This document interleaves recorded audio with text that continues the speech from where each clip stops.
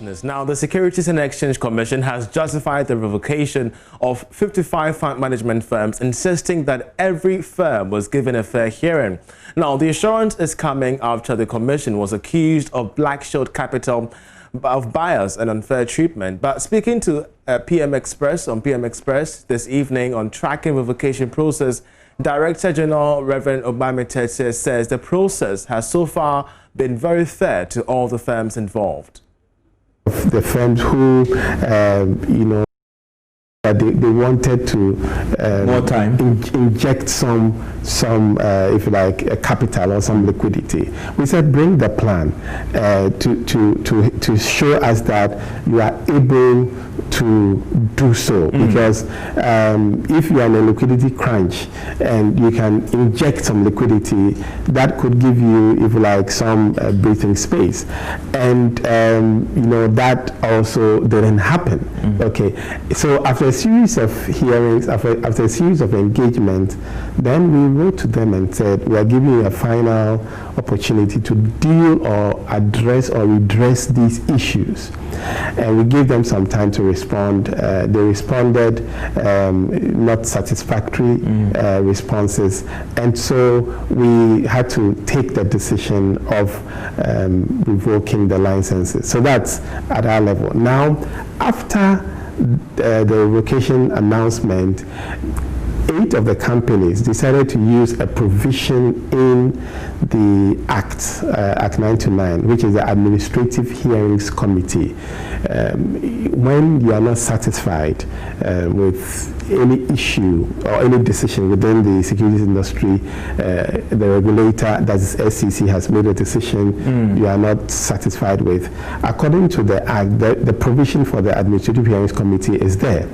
As the Director General, I'm not part of the that committee. Yourself to ensure there's even by law, you are not supposed to yes, do that. because I have made a decision, of course, with the support of the board, but the AHC sits without the executives being part of it. Okay, so the AHC sitting is almost like a court sitting. Well, meanwhile, the Registrar General Jemima Owari has been given details on the liquidation process for the fund managing firm. I initially mentioned that the courts had granted 22 orders for 22 firms out of the 40 firms that DG is mentioning.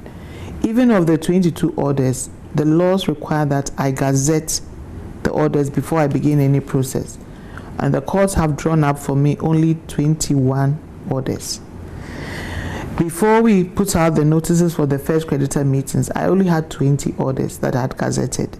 That is how come my first creditor meeting is going to only deal with 20 of those firms for now. When we gazette it in the commercial industrial bulletin or at Assembly Press, it normally takes a week or 2 before the gazette actually comes out. The next step is within 6 weeks after the order has been granted us from the courts, we are supposed to publish a notice to creditors and debtors to submit claims for us to prove or validate. Luckily, as soon as DG revoked or SEC revoked the licenses of all these firms, they didn't wait for my process to begin. As he explained, they quickly appointed an agent, and all those claims of all these fund management companies were submitted to this agent, who quickly validated 40 of them. So at this level, even though I've put the notice out, as the law requires for me to put it out, most of the claims have been validated and submitted. All those out there who, for one reason or the other, didn't submit claims to PW, the agent, can submit to our department. We will forward it to the agent. The same agent will be my agent, who will validate the claim. So there's not going to be any problem. Whether they receive it or we receive it, that will be done. After the proof of debt, which has already been done, really, the next stage is for me to get the members of the company or the officers of the company or the accountants or anybody who has knowledge about the company to give the agent information about the company, to prepare what we call the statement of affairs. The statement of affairs basically is giving information on the status of the company just before liquidation. Well, let's run you by some interesting figures on the revocation of these 55 fund management firms. Of course, we do know that, most of these firms have had their licenses withdrawn. 423 claims valued at 800 million is filed against First Bank Financial Services.